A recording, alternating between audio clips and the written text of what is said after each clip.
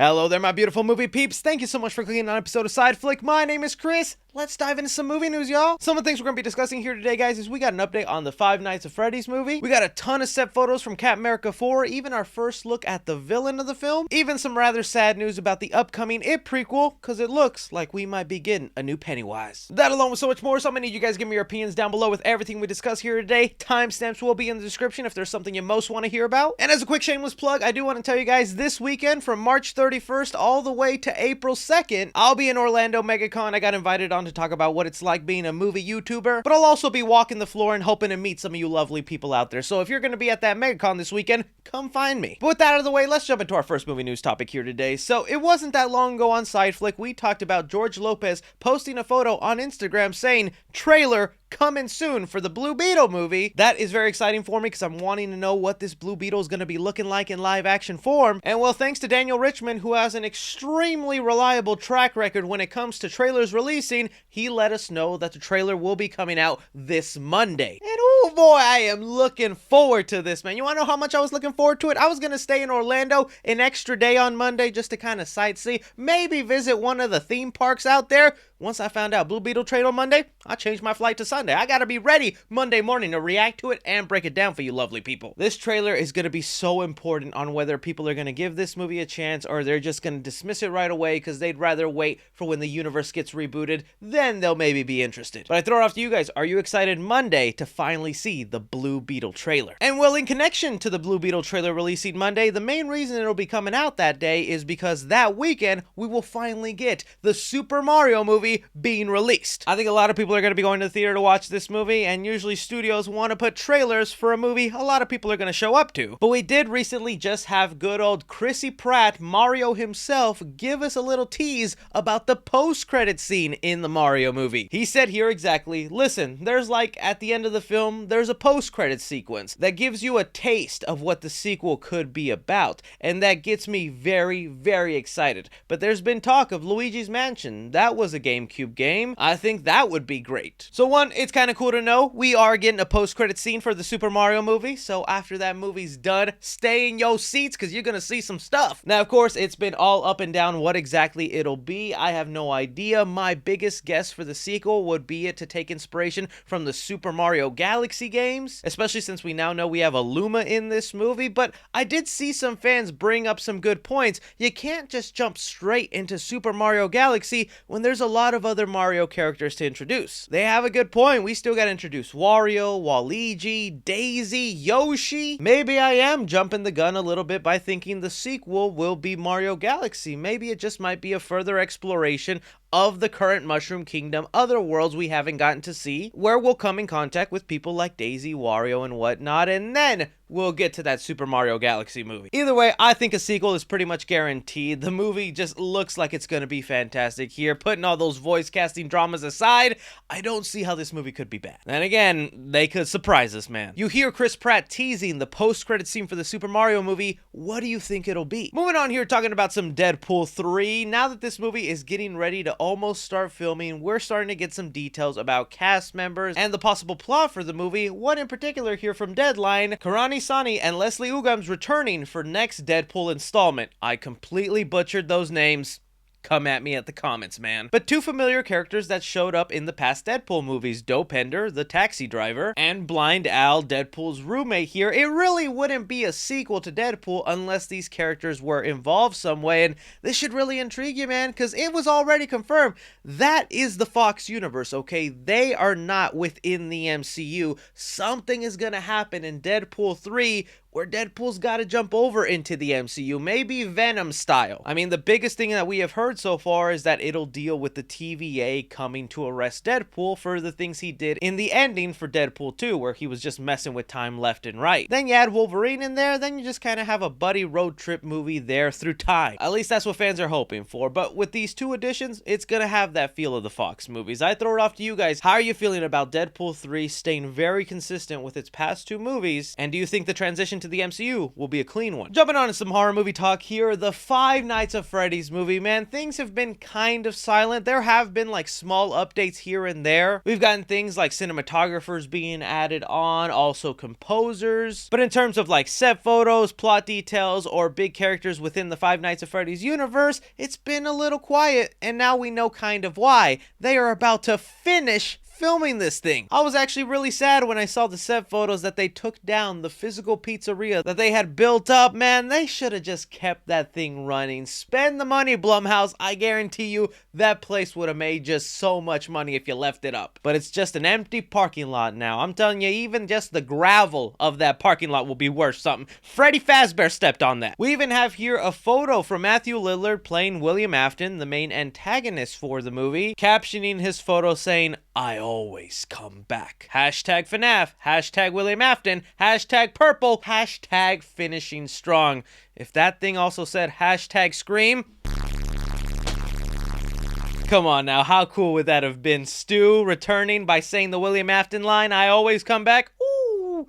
But sadly, it's just Five Nights at Freddy's talk right now. That is an iconic line associated with the character, and since we know he's going to be contracted for 3 movies, he ain't dying at the end of this one. Or actually, he could be, but it's a complicated thing, man. Let me just get past that. But I really bring this up just because, like, look, we've did it. The movie is shot. It's finished. Unless they Batgirl us where they just write this movie off and hide it away in the studio, we are finally going to begin this movie. It also makes sense he finished filming this week because this weekend at the Comic-Con I'm going to be going to in Orlando, he will be there along with the Screamcast. Paid some good money to try to get a photo with them. I'm gonna do my best to bring my camera and vlog the event. I have a Springtrap Funko Pop and a Ghostface Funko Pop I would love him to sign, but we'll see how busy he is. But that would be a fun little video for me to make. Either way, the FNAF movie, man, it's finished filming. Usually around this time when a movie finishes filming, it's gonna go silent for a couple of months. We're not gonna get any updates. We're not gonna hear any leaks, any rumors, set photos, nothing like that. Then in like 3 or 4 months,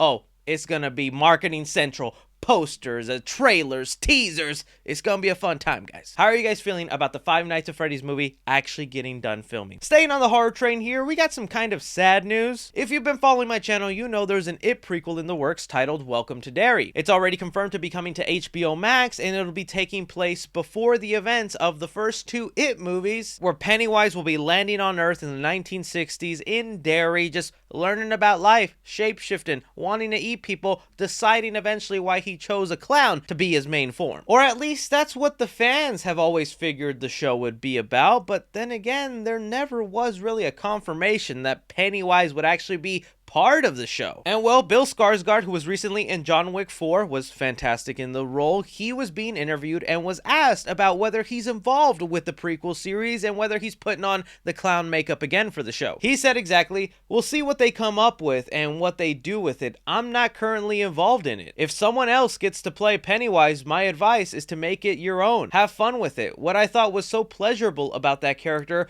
was how incredibly abstract he was. The book is really a gift that way. And this didn't even sound like someone being coy or like has an NDA or saying like I can't comment on that. Like I kind of believe him that they haven't approached him for this. And that would make me really sad because I loved his version of Pennywise. And you know, from an actor's point of view, it probably sucked for him that he was under that makeup for so long. The way this prequel series was set up, he could be in human form for a lot of it, not having to sit in a chair for 7 to 8 hours just getting painted white, and still probably would have brought something new to the character of Pennywise. But now we're looking at a situation here where it could be a completely different person playing Pennywise, and it would still fit in with the world. Pennywise is a shape-shifting alien or being from another universe, whatever lore you want to go with. I'm thinking that'll be something that's explored in this series. I'll be open to see who else takes up the role, but I'm still gonna hold out hope that Bill Skarsgård gets that call, that he gets to put his own flavor on a younger, less experienced Pennywise, eventually turning into that clown we know in the movies. This is why I throw it off to you guys. If Bill Skarsgård happens to not be Pennywise and they cast someone new, will you be accepting of it, or will you be hesitant? Moving on, talking about some Captain America 4, this movie has finally started rolling, and because of that, we have gotten set photos of the cast on set. Some of the early photos that have come out are ones of like Sam Wilson attending a funeral with a broken arm. At this same funeral, we also see Liv Tyler, who plays Betty Ross in the Incredible Hulk movie with Edward Norton, finally returning into the MCU after so long. At first, I had thought maybe this was a funeral for her father, General General Ross, but then again, I don't think they'd kill him off this early. A lot of fans pointed out it's most likely the previous president, played by Dermot Mulroney, who we'll see in Secret Invasion, probably biting the bullet there, and then what eventually leads General Ross to get handed the keys to the Oval Office and becoming president of the United States. And well, speaking of General Ross, we have here Harrison Ford also on set in his presidential attire, taking over the role of William Hurt, who has passed away in real life. One thing fans were quick to notice, though, is if he's playing General Ross, where is his sweet mustache? This is a travesty, and we will not accept it, Kevin Feige. Feige, if you want me to keep shilling for you, I need you to let him grow that mustache. Joking aside, though, this is kind of something that needed to happen. If you don't know, in the comics, General Ross eventually gets turned into the Red Hulk. And one of the funny things about that is whenever General Ross would turn into the Red Hulk, his sweet mustache would disappear. Didn't really make a lot of sense because hair always grew with the user. So why didn't that Hulk always have the sweet mustache? Here, presidents don't usually rock facial hair, so he's most likely going to shave it once he gets inaugurated. And then when he becomes the Red Hulk, no need to have a goofy looking red mustache Hulk out there. But on the topic of villain designs, we also have Tim Blake Nelson spotted on set, who is going to be returning as the leader, essentially the main villain for this film, where no, he doesn't have a gigantic Megamind head, but instead his arms are half colored green.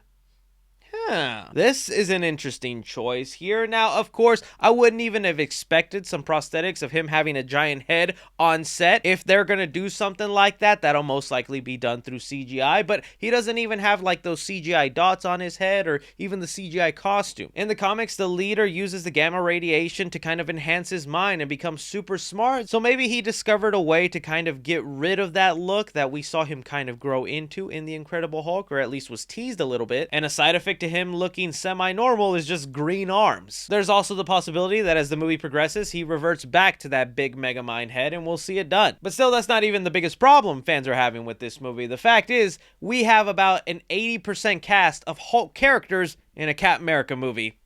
I know, man. It is kind of weird that we have this many Hulk characters and the movie's not really focused on Hulk. But I also ask you the question, Sam Wilson Captain America is such a new character in the comics, he doesn't really have identifiable villains. You know, you think Spider-Man, you think Green Goblin, Batman, Joker, Captain America, Red Skull. Sam Wilson's Captain America doesn't really have that yet. Even Miles Morales has the Prowler. So I'm fine and willing to accept it here, but I mean, this is also a cause because Universal has that rights to Hulk movies or to distribute them, forcing the MCU to only make team-up Hulk movies. They can't make solo movies unless they want to share the revenue. So I'm gonna give it the benefit of the doubt. My only problem will be is if there's all these villains hulking out, giant musculared out, and we have human Sam Wilson.